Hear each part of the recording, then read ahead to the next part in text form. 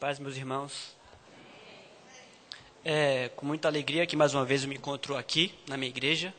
É sempre uma grande responsabilidade subir neste púlpito para compartilhar com os irmãos a palavra de Deus. Eu quero desde já agradecer o carinho de todos os irmãos, agradecer também as palavras do presbítero original. Eu sei que são muitos aqueles que oram por mim. E o meu pedido é que continuem orando por mim, porque a graça de Deus ela é básica na minha vida, é básica na vida de todos nós. Sem a mão de Deus, sem a bênção do Senhor, nós não temos futuro, não vamos a lugar nenhum. O reverendo Tamar não pôde vir nesta manhã, ele me ligou pela manhã, ele teve uma indisposição ontem à noite e amanheceu também com esta indisposição, mas ele pediu para avisar a igreja que à noite estará aqui novamente para compartilhar da mensagem do Senhor como ele sempre o faz. Amados, nós temos acompanhado e acompanhamos a tragédia que tem acometido os nossos irmãos lá no Rio de Janeiro. Eu creio que todos nós nos sentimos muito comovidos durante essa semana, diante daqueles fatos. Ligamos as noticiários e só se fala acerca disto. Para os irmãos terem uma ideia, só no último dia do ano, só na Baixada Fluminense, a Defesa Civil registrou 47 deslizamentos de terra. Os noticiários vão nos falar, por exemplo, que na zona oeste do Rio de Janeiro, barreiras caíram, famílias morreram soterradas. Houve o caso, por exemplo, em um morro em Cascadura, onde, de fato, a casa desabou, a terra deslizou, a mãe morreu na hora, um pai morreu no hospital, e houve toda uma comoção, porque os bombeiros descobriram que a filha daquele casal estava viva debaixo daqueles escombros, E eu me lembro que a imagem retratava um bombeiro com as mãos levantadas para os céus, dizendo obrigado Deus e gritando aleluias, obrigado Deus e gritando aleluias. A triste notícia é que no dia seguinte a menina faleceu, a menina morreu. Diante dessas notícias trágicas, diante desses acidentes, diante da fé daquele bombeiro, a pergunta que nós nos fazemos é: por que tudo isso ocorre? Por que a oração daquele bombeiro não foi respondida? Será que a fé daquele bombeiro falhou? Será que há algo de errado com a fé daquele homem? Todos nós ficamos chocados com essas situações e o nosso consolo é saber que a palavra de Deus nos responde todas essas coisas. Abramos as nossas Bíblias, por favor, na Epístola de Paulo aos Romanos.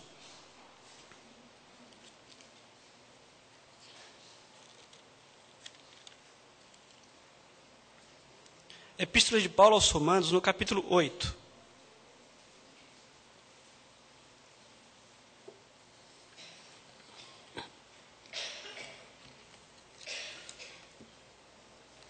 Façamos a leitura do versículo 17 até o versículo 25. Eu convido os irmãos que se ponham de pé. Vamos fazer essa leitura de forma alternada.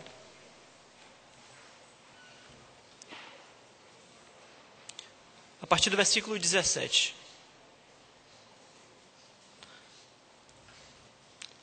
Ora, se somos filhos, somos também herdeiros, herdeiros de Deus e co-herdeiros com Cristo. Se com ele sofremos, também com ele seremos glorificados.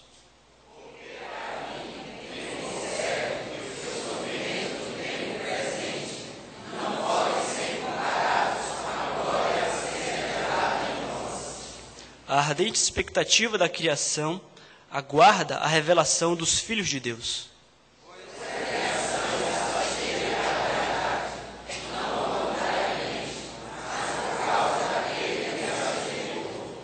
Na esperança de que a própria criação será redimida do cativeiro da corrupção para a liberdade da glória dos filhos de Deus.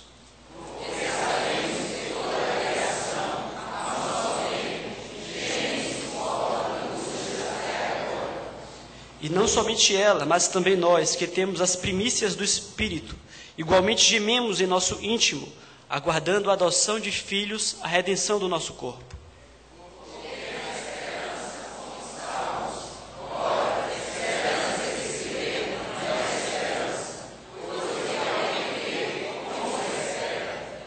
Mas se esperamos o que não vemos, com paciência o aguardamos. Vamos orar? Santo Deus, louvamos ao Teu nome por mais uma manhã. Louvamos ao Teu nome, Deus, pela Tua palavra, e louvamos ao Teu nome pela Tua bondade. Nós suplicamos agora um momento de edificação. Suplicamos, Deus, que o Teu Espírito venha ministrar a Tua palavra sobre as nossas vidas, nos ensinando, nos aclarando todas as coisas, Senhor. Abençoa o Teu povo aqui presente, essa é a nossa oração. Em nome de Jesus, amém. Os irmãos podem se assentar. A história nos conta acerca de um homem que, à semelhança daquele bombeiro, pareceu possuir uma fé que o desapontou. A história nos fala acerca de um homem chamado Horácio Gates Spenford. Horácio Gates Spenford era um próspero e se tornou um próspero advogado na cidade de Chicago. Ainda depois do seu sucesso financeiro, ele continuou a ter estreitas relações com o evangelista Moody. Foi através do próprio evangelista Moody que Horácio conheceu o evangelho, tornou-se cristão, presbiteriano, convertido ao nosso Senhor Jesus Cristo. Horácio, ele de fato possuía muitos negócios na cidade de Chicago, e nós sabemos que em 1871, um grande incêndio tomou a cidade de Chicago. E um pouco antes desse incêndio, Horácio havia feito pesados investimentos num local dessa cidade que foi totalmente tomado pelo fogo. O resultado foi que esse próspero advogado, ele perdeu todos os seus investimentos financeiros. Mas ainda assim, Horácio era um homem que era devotado aos estudos das Escrituras, nutria um grande apreço pelo estudo da música, e ainda assim ele não definhava em sua fé. Ainda naquele ano, ele sofreu um grande abalo por conta da morte de um filho. E juntamente com a morte desse filho, toda a família veio a sofrer muito naquela ocasião por causa daquilo. Não bastasse o prejuízo imenso, a morte do seu filho, ele então decide viajar para a Inglaterra num momento de refrigério, onde ele pudesse de fato recobrar as suas forças. Ele iria ali junto com a sua família, a sua esposa e suas 4 filhas, participar de uma nova campanha evangelística. Então, em novembro de 1873, ele parte.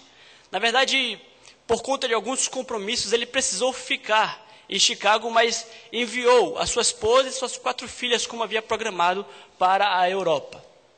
Em novembro de 1874, aquele navio naufragou em 17 minutos. E algum tempo depois, os sobreviventes chegaram a Cardiff, País de Gales, e de lá ele recebeu um telegrama de sua esposa que dizia viva, porém só. Então, Horácio, ele havia perdido os seus investimentos, havia perdido o seu filho, e agora ele havia perdido as suas 4 filhas. A pergunta que pode surgir na mente de um homem destes é: Senhor, por quê? Por que tanto sofrimento? Empenhado na obra do Senhor, disposto a viajar para participar de uma campanha evangelística, devotado aos estudos da palavra, por que tanto sofrimento? Será que é esta a vitória que me é prometida? Empenhado na obra do Senhor, é isto que eu ganho? Esta pode ser, e pode ter sido a pergunta que se passou na mente daquele próspero advogado. E quanto a essas perguntas, o apóstolo Paulo vai responder todas elas na passagem que nós acabamos de ler. A carta aos Romanos é uma carta de fato muito especial. Foi uma carta das mais queridas pelos reformadores. João Calvino, escrevendo sobre a carta de Paulo aos Romanos, dirá: se porventura conseguirmos uma genuína compreensão desta epístola, teremos aberto uma amplíssima porta de acesso aos mais profundos tesouros da Escritura. O homem encontra a sua justificação única e exclusiva na misericórdia de Deus, ao ser ela oferecida no Evangelho e recebida pela fé. De modo que nós vamos encontrar aqui na passagem que lemos uma porção muito especial de toda a carta que Paulo escreveu aos Romanos. Alguns vão dizer que, de fato, esta passagem que nós acabamos de ler é o ponto alto da carta. É o clímax do que o próprio apóstolo já vem desenvolvendo desde o capítulo 1. Porque ele vem falando que em Cristo nós somos libertos da escravidão do pecado. E aqui ele vai nos levar ao ponto alto da salvação em Jesus, que é de fato a restauração de todas as coisas e a ressurreição dos corpos. Temos aqui o ponto alto da salvação que nós recebemos por meio da graça em Cristo Jesus. Então Paulo, ele vem argumentando justamente isso. Nós não somos salvos pelas obras, somos salvos pela fé. E esta salvação nos leva até o fim, até o momento em que de fato tudo será restaurado, inclusive os corpos ressuscitarão. Este de fato é um ponto alto, é um ponto importante da carta que Paulo escreve aos Romanos. No versículo 17 nós lemos: ora, se somos filhos, somos também herdeiros, herdeiros de Deus e co-herdeiros com Cristo. Se com ele sofremos, também com ele seremos glorificados. Paulo ele tem na sua mente que de fato o sofrimento faz parte da vida do cristão. Ele conhecia a realidade daqueles cristãos romanos. Ele sabia dos sofrimentos que ele mesmo suportava. E além de um grande teólogo, Paulo possuía um coração pastoral e ele precisava de fato consolar o coração daqueles cristãos na igreja de Roma. E o seu intuito é fazê-lo em 3 aspectos diferentes. Ele vai consolá-los falando acerca da glória futura. Ele vai consolá-los falando acerca da intercessão do Espírito Santo no versículo 26. E ele vai consolá-los a partir do versículo 31, dizendo que todas as coisas cooperam para o bem daqueles que amam a Deus. O apóstolo, visando e contemplando o sofrimento dos cristãos, ele traz 3 consolos ao coração daqueles crentes lá em Roma: a glória futura, o Espírito Santo que intercede a nosso favor e o fato de que todas as coisas cooperam para o bem daqueles que amam a Deus. Ele não nega o sofrimento dos cristãos, antes ele explica. Ele vai dizer que nós somos filhos de Deus. Nós não éramos filhos de Deus. A partir da nossa restauração, a partir do momento que somos regenerados em Cristo, passamos a ser como Cristo, filho de Deus. E como filhos nós somos co-herdeiros de Deus. Nos assemelhamos com Cristo. E a palavra de Paulo é clara: assim como Cristo sofreu, nós crentes, nós que somos cristãos, que abraçamos a fé nele, também sofreremos. De modo que Paulo ele vai dizer que o sofrimento faz parte da vida daquele que abraça a sua fé em Cristo. E ele vai explicar o porquê. Versículo 18. Porque para mim, tenho por certo que os sofrimentos do tempo presente não podem ser comparados com a glória a ser revelada em nós. Então, Paulo ele prossegue, ele dá um passo adiante.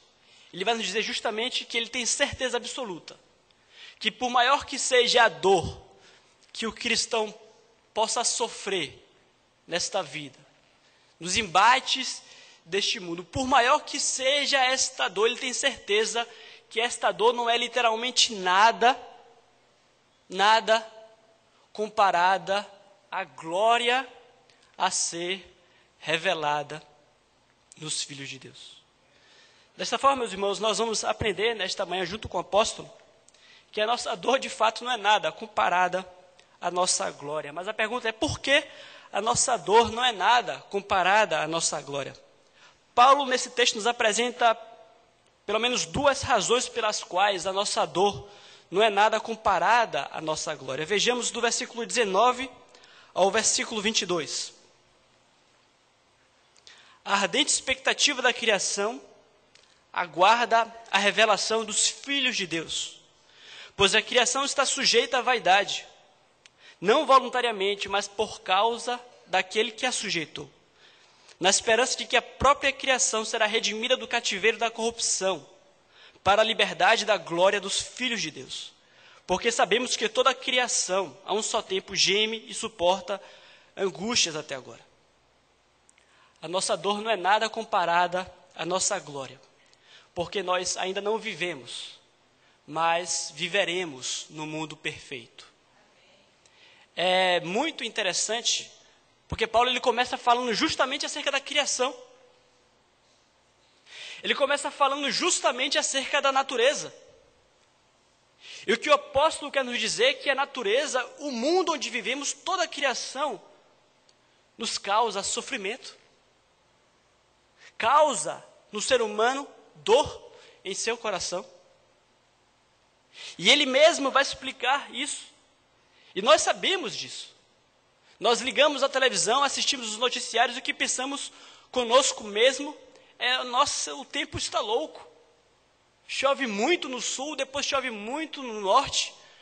Tantos deslizamentos de terras, inundações, o tempo está louco. O que há com a natureza, o que há com a criação? E Paulo sabe disso. Ele vai falar que o mundo onde vivemos nos causa dor, nos causa sofrimento. Ele começa falando acerca da criação. E quando ele fala criação aqui, ele quer se referir a tudo aquilo que é passível de redenção. Tudo aquilo que é passível, tudo aquilo que foi criado por Deus e de fato é passível de redenção. Usando a figura de linguagem que nós conhecemos como personificação, ele vai dizer que esta criação, que a natureza aguarda com ardente expectativa a revelação dos filhos de Deus. A expressão ardente expectativa também é forte.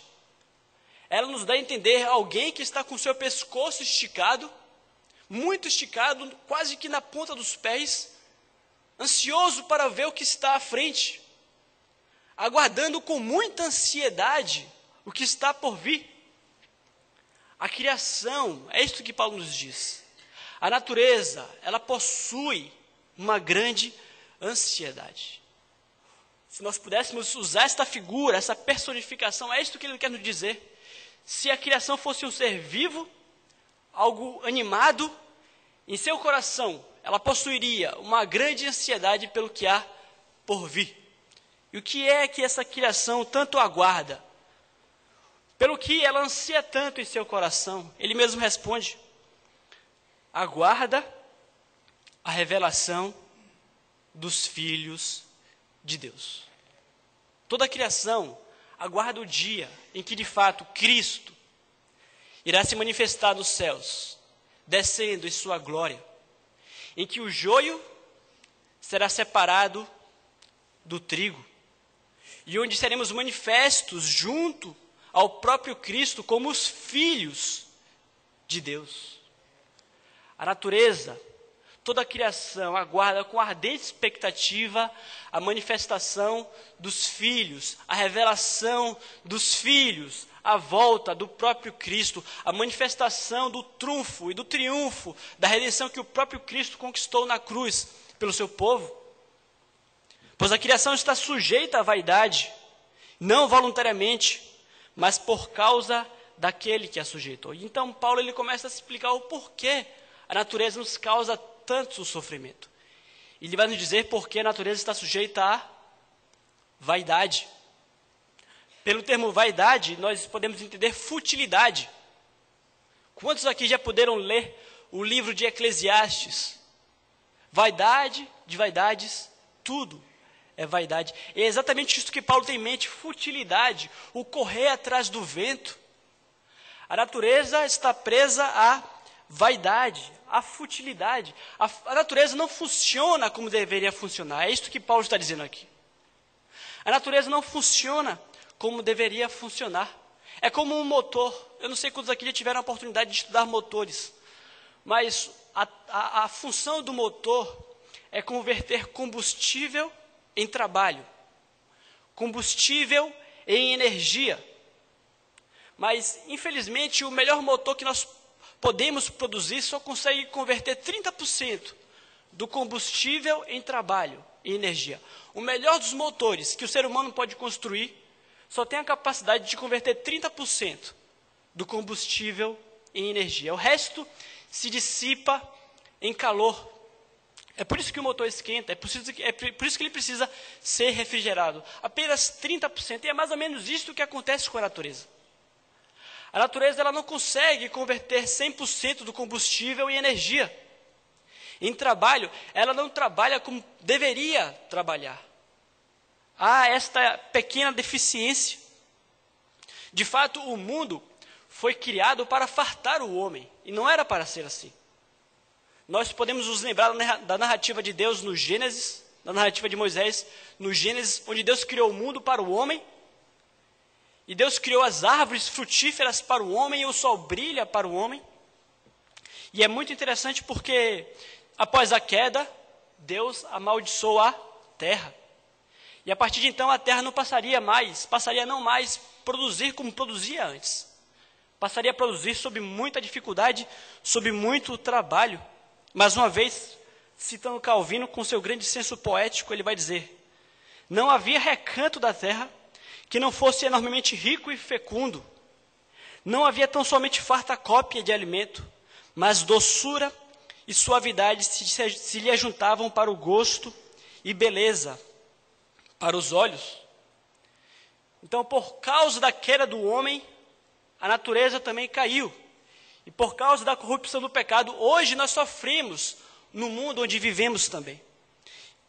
E Paulo ele continuará, não voluntariamente, mas por causa daquele que a sujeitou. Quem sujeitou a natureza a esta futilidade? Quem sujeitou o mundo onde vivemos, a criação a não funcionar como deveria funcionar? O próprio Deus. O próprio Deus sujeitou. E é por isso que hoje nós temos escassez, nós temos fome, nós temos chuvas demais, inundações, deslizamentos, furacões.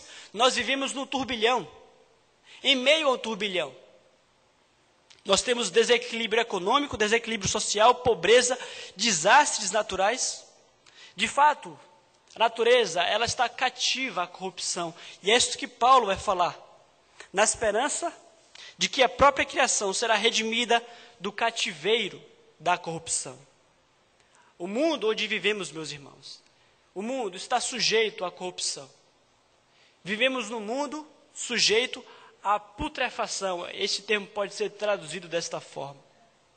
De modo que, pelo termo corrupção, putrefação, como foi dito aqui, nós podemos entender que tudo ao nosso redor tende à desordem, tende à destruição. As coisas apodrecem. Eu não sei se os irmãos já pararam para pensar nisso. As coisas apodrecem. E não era para ser assim. Se nós colocarmos qualquer fruta em cima desta mesa, uma fruta boa, em alguns dias ela irá apodrecer. E se colocarmos uma fruta podre, ela não irá ficar boa. Mas não era para ser assim. Tudo isso é fruto do pecado do homem. Mas Paulo ele continua. Será redimida do cativeiro da corrupção para a liberdade da glória dos filhos de Deus. Haverá o dia em que, de fato, nós não estaremos mais presos a nada. Estaremos não só livres do pecado, como seremos livres também da corrupção. Viveremos num mundo incorruptível. Num mundo incorruptível. Na eternidade, as coisas não vão apodrecer. A morte será extirpada, e nós temos base bíblica o suficiente para afirmarmos isso. Meus irmãos, na eternidade, não haverá fome, não haverá escassez. Na eternidade não haverão deslizamentos de terras, não haverão inundações, não haverão os desastres naturais frutos do pecado. E a natureza aguarda ansiosamente por este dia, o dia em que tudo de fato se tornará incorruptível, sem pecado algum. Até lá, a natureza suporta angústias. E pelo termo suporta angústias, nós entendemos dores de parto. Geme e suporta angústias, são dores de parto. Eu nunca tive dor de parto, é óbvio, mas eu já tive a oportunidade de perguntar a algumas mulheres acerca da dor de parto. E todas elas foram unânimes em me dizer que é a pior dor que existe. A dor do canal se dilatando se soma às dores das contrações, e o relato que eu tive que é de fato uma dor terrível. E uma dor linear, é uma dor que vai crescendo até o momento em que a criança nasce. E é mais ou menos isso que ocorre com a natureza. Nós não estamos vivendo numa dor cíclica. Segundo o que Paulo nos diz aqui, é uma dor que tende a aumentar. É como dor de parto mesmo.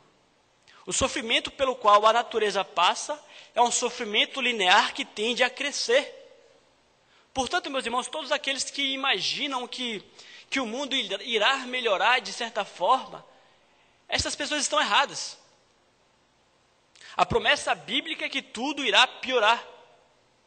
Até o dia em que, de fato, algo novo irá surgir. Essas mulheres também me disseram que apesar de toda a dor, no momento em que elas pegam a criança no colo, elas esquecem da dor. No momento em que elas pegam a criança no colo, elas esquecem da dor. E é mais ou menos isto que ocorre conosco. Nós vivemos neste mundo que nos causa dor, que vai nos causar muita dor, mas aguardamos algo muito, muito melhor. De modo, meus irmãos, que o sofrimento neste mundo não é indício de que há algo de errado com a nossa fé. Não há nada de errado com a fé daquele bombeiro, com a fé do Horácio Guedes Scanford. Não é porque o cristão sofre por questões financeiras, por conta de desastres naturais, porque perdeu um filho, porque perdeu seus pais. Não é porque o cristão sofre em meio aos mais atrozes desastres que a sua fé é falha. Ele sofre porque o mundo está corrompido. Sua dor pode ser imensa, mas não há razão para desespero. Porque por maior que seja a dor que nós possamos suportar, ela não é nada comparada à glória que há de ser revelada em nós. Porque ainda não vivemos, mas nós viveremos no mundo perfeito. Mas não só por isso, o texto nos apresenta uma segunda razão pelo qual a nossa dor é nada comparada à glória. Vejamos o versículo 23 ao 25.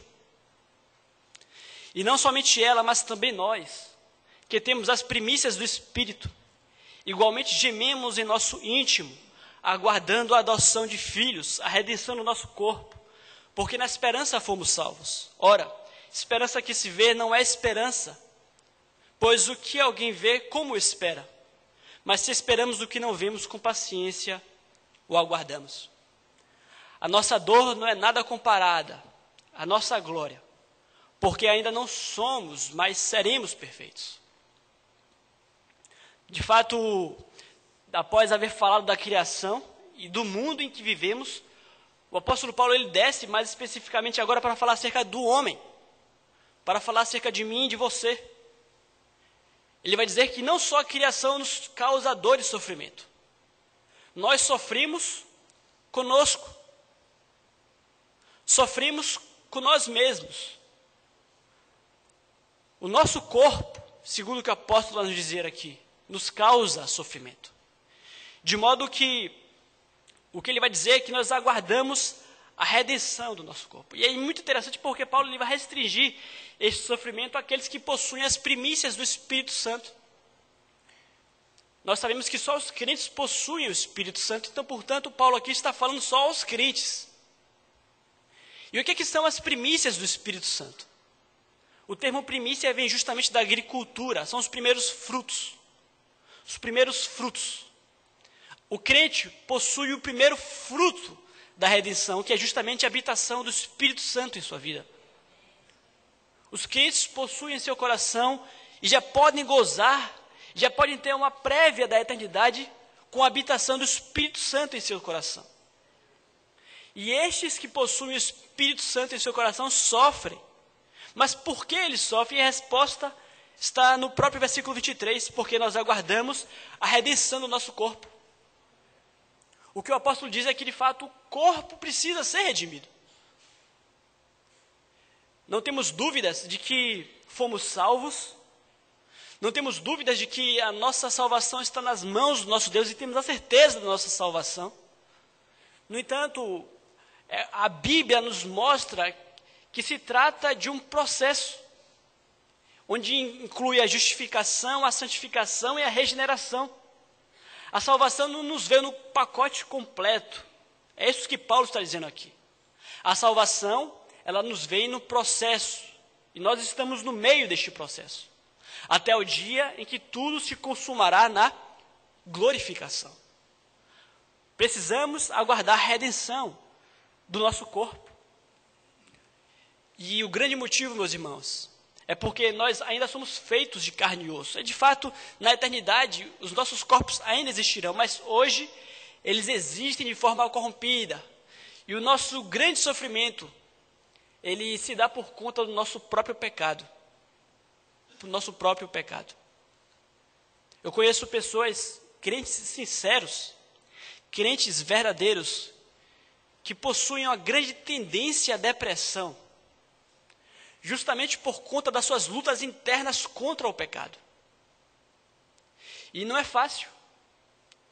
E só quem suporta esse tipo de sofrimento são aqueles que possuem em seus corações as primícias do Espírito Santo.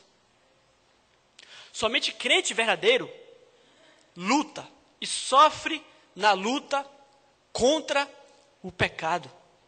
Paulo sabe disso. Paulo vislumbra cristãos romanos que verdadeiramente lutam contra o pecado e que não só sofrem as mais diversas calamidades, mas que lutam diariamente contra o seu pecado. E a promessa bíblica é que de fato haverá o dia em que não haverá mais esta luta contra o pecado. Haverá o dia em que nossos corpos ressuscitarão glorificados. Não haverão mais enfermidades, nem dores, não haverá mais câncer, não haverá mais luta interior contra o pecado. E o mais interessante é imaginar que neste dia as nossas vontades serão as vontades do próprio Deus. Imaginar que nós estaremos no mundo perfeito e que nós seremos perfeitos. E que nós não vamos mais lutar e não vamos mais sofrer por conta do pecado, porque os nossos desejos serão os desejos do nosso Pai. Também sofremos e ansiamos a liberdade plena do corpo. E Paulo explica no versículo 24, porque na esperança fomos salvos. Ora, esperança que se vê não é esperança, pois o que alguém vê, como espera. E aqui nós encontramos a explicação, a resposta que fizemos no início com relação àquele bombeiro. A nossa vitória, meus irmãos, ela não está diante dos nossos olhos, infelizmente. Ou felizmente, melhor dizendo. A nossa vitória, ela não está no aqui e no agora. Aquela criança morreu. E a fé daquele homem parece ter se frustrado, ou sido frustrada. Mas o consolo é saber que o que nos espera e o que nos está proposto não é uma prosperidade aqui, mas é uma fé voltada àquilo que nós não podemos ver na eternidade. Eu acho que não há nada mais incoerente do que o que essas igrejas neopentecostais vêm ensinando aí afora. Uma fé visível, uma fé que se pauta naquilo que eles podem ver. Uma fé que se firma na busca por um carro, por uma casa, por prosperidade financeira. Talvez não exista nada mais incoerente do que isto. O que Paulo está dizendo é que a nossa fé se pauta e tem por base aquilo que nós não podemos ver. Nós sofremos derrotas, sim, e devemos estar prontos para elas, mas entendendo que aquilo que nos for prometido está nos aguardando. Os sofrimentos existem e sempre vão existir, até o fim. Mas a experiência do crente se firma na eternidade. Lá os crentes serão ricos, não haverá mais problemas familiares, os corpos não terão mais doenças. O que desfrutamos ainda não é tudo. E Paulo conclui, versículo 25. Mas se esperamos o que não vemos, com paciência o aguardamos. A palavra é paciência. O que o crente precisa é ser paciente. O crente não precisa determinar nada. Determinar. O crente precisa de paciência. De modo, meus irmãos, que o sofrimento nessa vida não deve ser visto como um indício de que algo na fé do cristão está errado. Não é porque sofremos que a nossa fé é falha. Às vezes a nossa dor é muito grande. Muito grande. Às vezes a vontade que temos é de morrer. E de fato é interessante porque a Bíblia nos diz que morrer é melhor. Morrer é melhor. Se o crente morrer agora, ele vai para onde? E às vezes a vontade que temos é de morrer. Mas nós não morremos porque nós temos uma missão a cumprir. E Deus nos deu esta missão. Não nos chamou ainda porque temos o que fazer aqui neste mundo. E precisamos fazê-lo. De modo, meus irmãos, que nós concluímos, entendendo que o sofrimento não deve ser visto como razão para desespero. A nossa dor não é nada comparada à nossa glória, porque ainda não vivemos, mas viveremos no mundo perfeito. Porque ainda não somos, mas seremos perfeitos. Imediatamente após receber aquele telegrama de sua esposa, Spenford tomou um navio e foi ao encontro de sua esposa. Próximo ao local do acidente, profundamente comovido e sustentado por Deus, ele começou a escrever o que em português nós conhecemos por: se paz a mais doce, me deres gozar, se dor a mais forte sofrer. Ó seja o que for, tu me fazes saber que feliz com Jesus sempre sou. Embora me assalte o cruel Satanás e me ataque com vis tentações, ó certo eu estou, apesar de aflições, que feliz eu serei com Jesus. A vinda eu anseio do meu Salvador, em breve virá me levar ao céu onde eu vou para sempre morar, com os remidos na luz do Senhor. Que Deus então nos abençoe.